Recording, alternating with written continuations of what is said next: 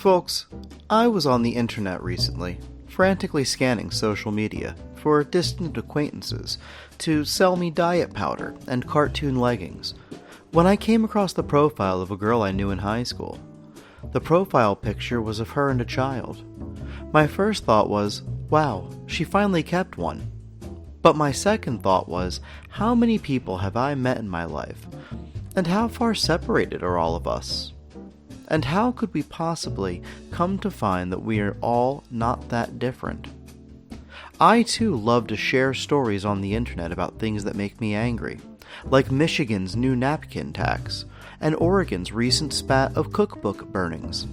But don't let my lack of engagement lead you to believe that I don't support every woman's right to maintain a cabinet filled with mismatched plasticware. That's your right, even if it is a gateway to primetime level hoarding. Maybe I need to explore the issues deeper and really see why everyone is so ruffled over police shooting videos of themselves skateboarding, and better understand why so many people are against clean energy from hair ties.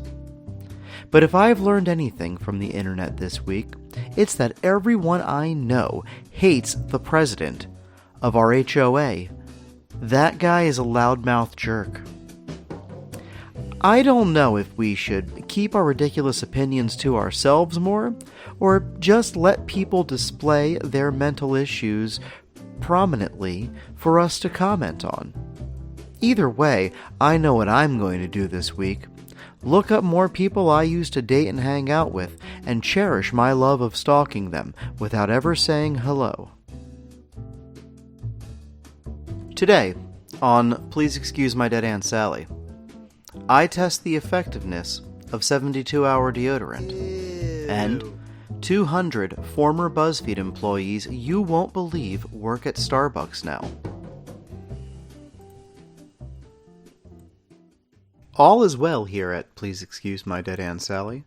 This year I had my groundhog vaccinated early, and we don't live anywhere near the snow or firestorms erupting throughout our country right now. In fact, we don't really live near much of anything. And my children are back to normal at last, with my son no longer phasing in and out of existence, and my daughter asking for her PB&J sandwiches cut into heptagons and trapezoids. Now, what more could I ask for? But there is one thing that still bothers me. These opinion writers losing their jobs. We didn't know if we needed them, and now they're just gone. People who have spent years writing about the feminist perspective on lawn furniture and the socio-economic implications of the QWERTY keyboard now find themselves with nothing to do but sit on Twitter and talk about how talented and important they were. I have already noticed the decline in clickbait rage culture material popping up in my social media, and I'm getting concerned. What if the volume of cats being scared by cucumbers dramatically increases simply as a result of boredom? Is it possible that people will begin having their own poorly formed opinions about things like what slang is okay to use and the abomination that is Star Wars The Last Jedi? That movie sucked. Stop defending it. When you return to work this week after several crazy nights of groundhog-related booze drinking and meatloaf gorging, look around you.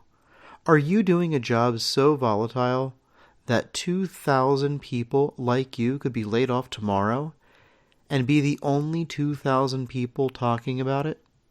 If so, consider moving to a more meaningful profession, like brass horn cleaning, seashell collecting, or HR.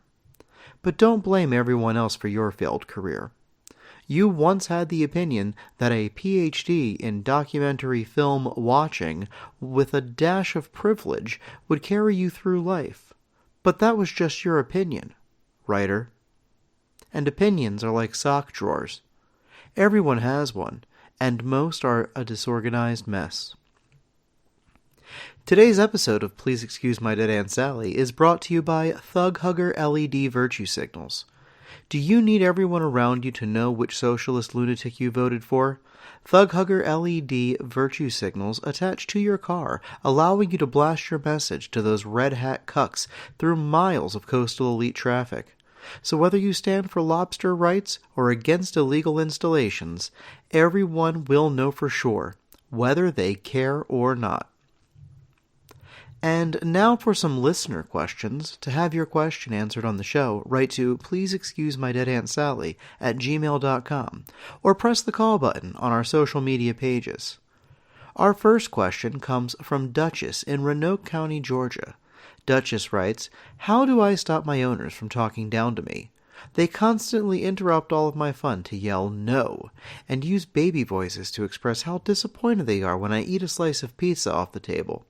I realize that I'm a dog, but that does not mean they have to be such jerks. I mean, come on, I've never even seen the top of a kitchen counter." Well, that's unfortunate, Duchess. Dog-splaining is real, and it's not cute. People don't realize they are doing it, but you can politely correct the offenders by peeing on their shoes or burning down their house. Our next question comes from Chris in Dallas, Texas. Chris writes, "I can't seem to get my mirrors clean. Any suggestions?" Yes, Chris. One night when you're home alone, light some candles and whisper into the mirror, "Wayne Newton, Wayne Newton, Wayne Newton." Our final bit here is actually a call that we recently got on the listener line. Check this out. What is this about? Who are you? What are you doing? What do you want? The hell with you. I don't have the heart to call that guy back. I just really wanted to share. Well, that's all for today's episode.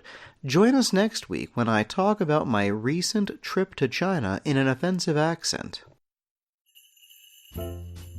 Music for today's episode was produced by Kevin MacLeod. Please continue to send listener questions to pleaseexcusemydeadantsally@gmail.com or reach us on social media. Kai, that sounded so good. What is this about? Who are you? What are you doing? What do you want? I hate this place. Nothing works here. Hey, you're an idiot. We're all doing that. Bye-bye.